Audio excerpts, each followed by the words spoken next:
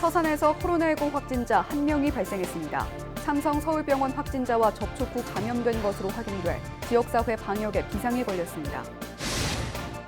코로나19 여파로 등교 개학이 미뤄진 지 80일 만에 고3 학생들이 대면 수업을 시작했습니다.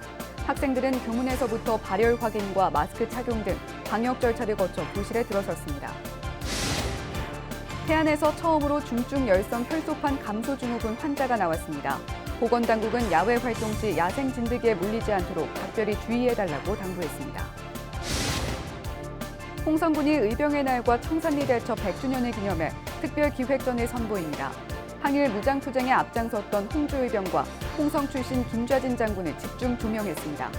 헬로티비 뉴스 충남 지금 시작합니다.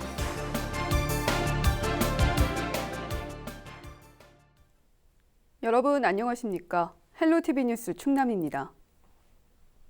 서산에서 코로나19 확진자 1명이 발생했습니다. 삼성 서울병원 확진자와 접촉한 뒤 감염된 것으로 확인됐는데요. 이번 확진 판정이 지역사회 감염으로 이어지는 것은 아닌지 방역당국이 긴장하고 있습니다. 김단비 기자입니다. 서산 지역 9번째 확진자 A씨의 직장인 국민건강보험공단 서산 태안지사입니다. 출입문은 굳게 닫혔고 임시 폐쇄를 알리는 안내문이 걸려 있습니다. 20대 여성인 A씨는 지난 18일 코로나19 확진 판정을 받은 삼성 서울병원 간호사 B씨와 친구 사이입니다. 지난 9일과 10일 1박 2일 동안 서울에 위치한 B씨 집에서 함께 지냈던 것으로 확인됐습니다. 이후 별다른 증상은 없었지만 간호사 B씨의 밀접 접촉자로 분류돼 19일 서산의료원에서 코로나19 진단검사를 받았습니다. 그동안 별다른 증상이 없었으나 친구의 확진 판정에 따라 어제 서산의료원 선별진료소에 방문하여 검사를 실시하였으며 금일 새벽 1시 31분에 확진 판정을 받고 천안의료원으로 이송되어 치료를 받고 있습니다. 서산시는 A씨가 확진 판정을 받은 직후 근무지와 거주지 주변에 대한 방역 소독을 완료했습니다.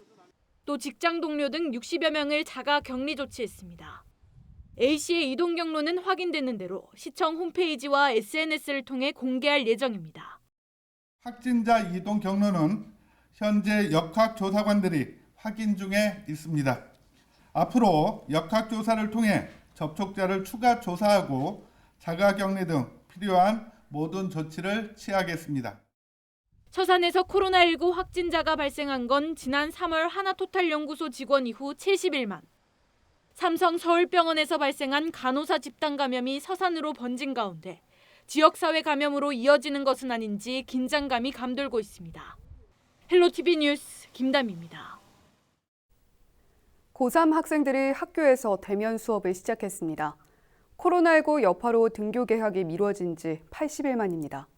학생들은 교문에서부터 교실에 들어서기까지 발열 확인과 마스크 착용 등 까다로운 방역 절차를 거쳐야 했는데요.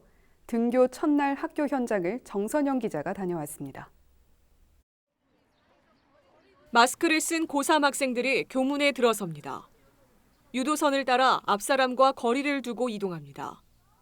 그동안 보고 싶었다는 선생님들의 메시지가 학생들의 발걸음을 반깁니다. 학교 건물에 다다르자 열화상 카메라 앞에서 한 명씩 체온을 확인합니다. 여러 절차를 거쳐 들어온 교실 안은 시험을 볼 때처럼 책상이 한 줄로 배치돼 있습니다. 코로나19로 등교 개학이 미뤄진 지 80일. 오랜만에 만난 학생들은 서로 반가워하면서도 한편으론 혹시 모를 감염 걱정과 곧 있을 수능에 대한 부담감을 느낍니다.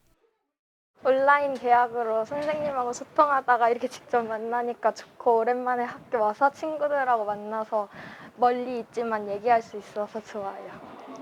부담 아예 없진 않지만 어쨌거나 이번 고3이 다 그런 상황이기 때문에 또 나름 괜찮다는 생각하고 있고 또 이번 그런 기간들이 오히려 또 기회가 될 수 있다고 생각을 합니다.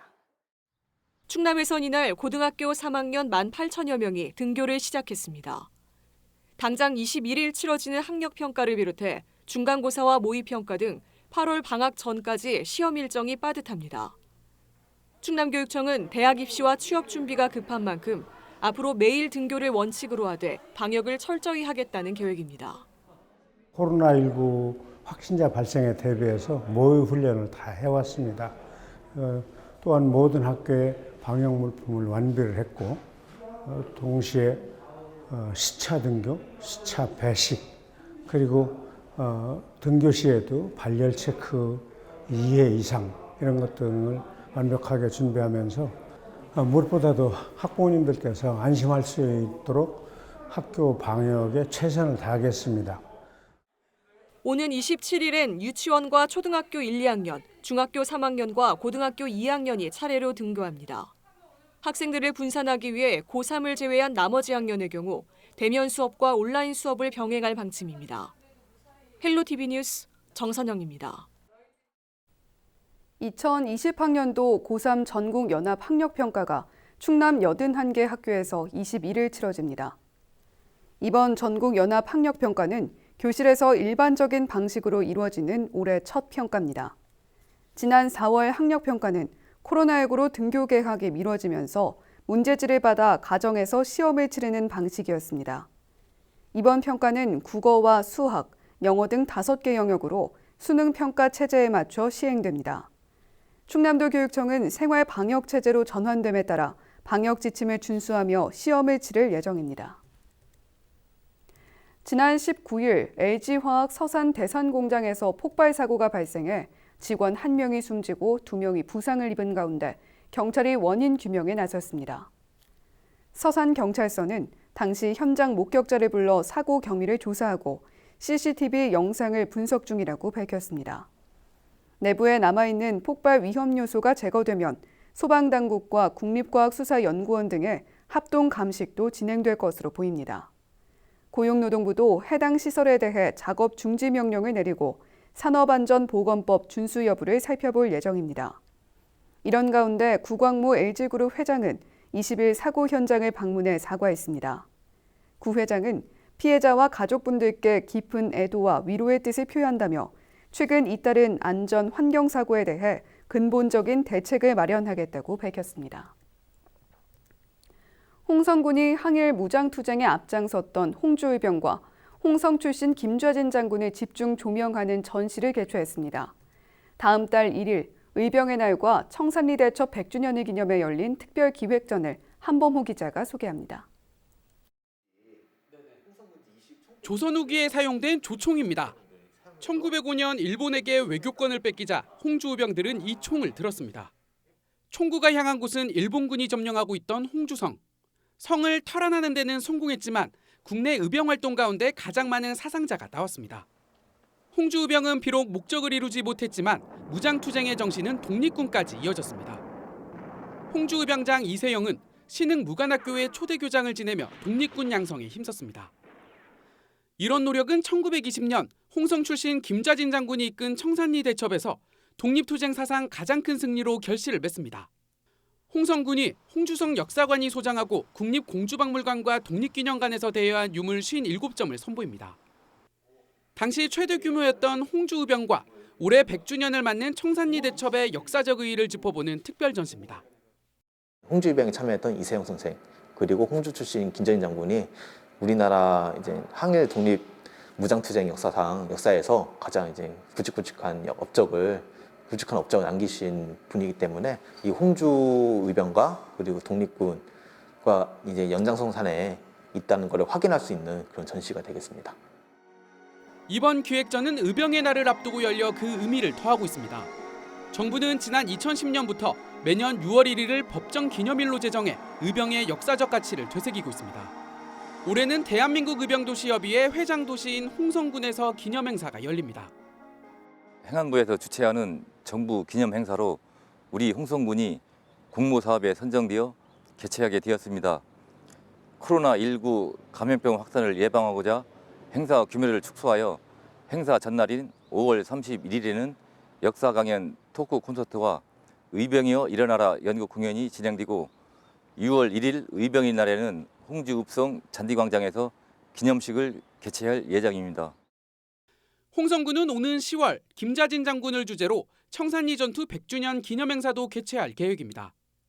위기에 처한 나라를 위해 자발적으로 일어난 의병과 독립군, 구심점이 된 충절의 고장 홍성군이 다시 주목받고 있습니다. 헬로티비 뉴스 한보호입니다.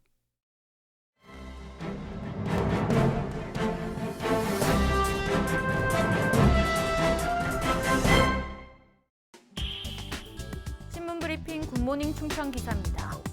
충남 농어민 수당 지급액이 당초 연간 80만 원에서 60만 원으로 규모가 줄면서 반발 목소리가 커지고 있습니다.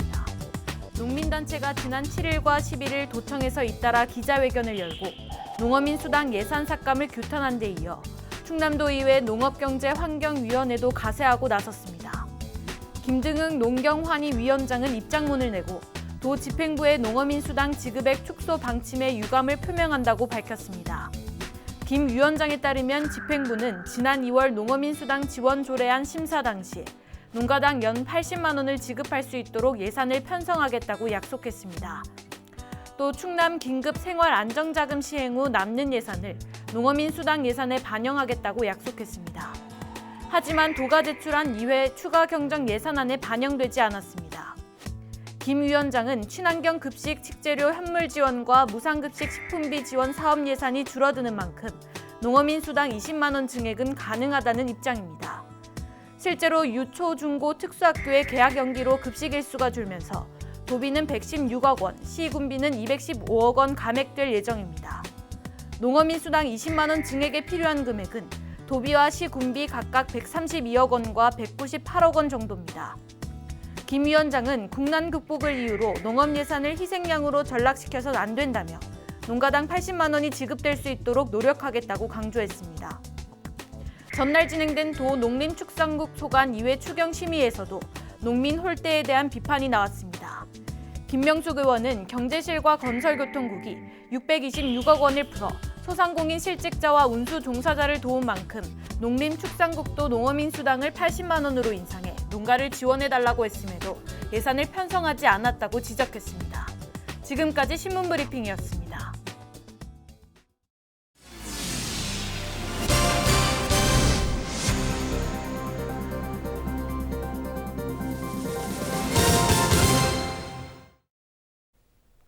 야생 진드기에 물려 감염되는 중증 열성 혈소판 감소 증후군 SFTF 환자가 태안에서 발생했습니다.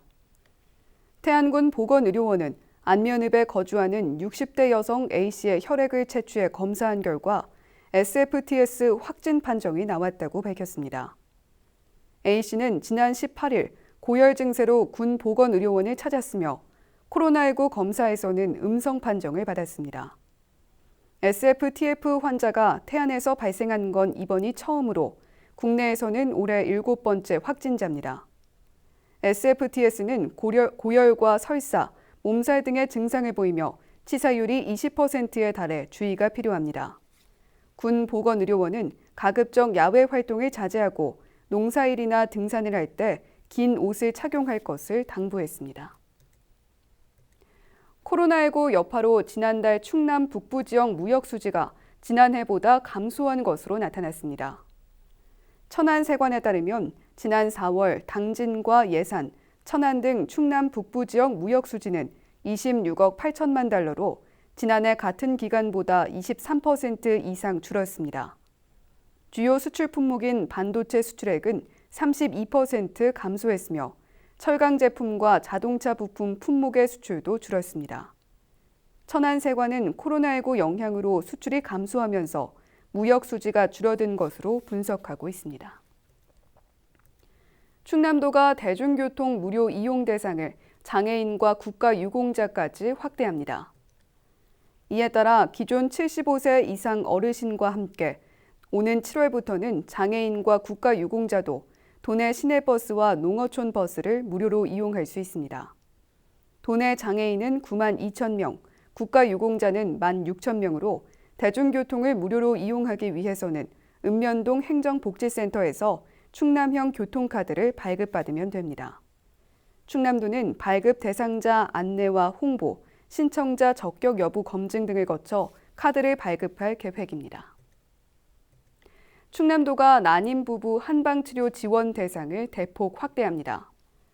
도는 부부의 날인 21일부터 만 44살 이하인 여성 나이 제한을 폐지하고 난임 남성에게도 치료비를 지원한다고 밝혔습니다.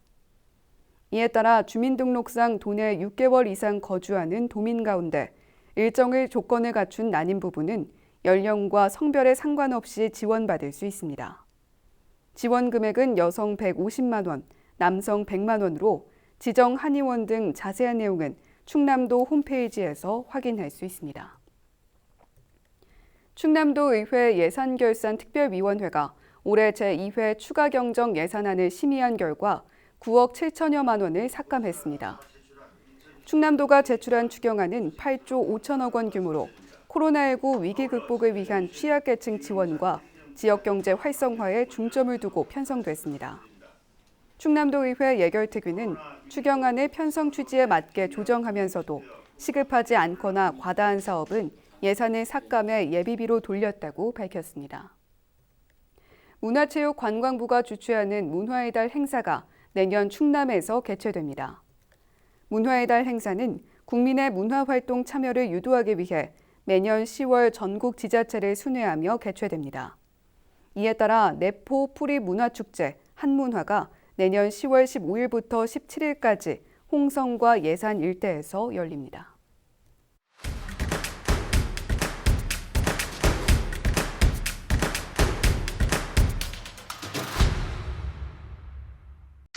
충남도의 포스트 코로나19 대응을 위한 자문기구가 본격 활동에 돌입했습니다. 충남도는 20일 도청에서 양승조 지사와 자문위원 등 50여 명이 참석한 가운데 포스트 코로나19 대응 자문위원회 위촉식과 정기회의를 개최했습니다.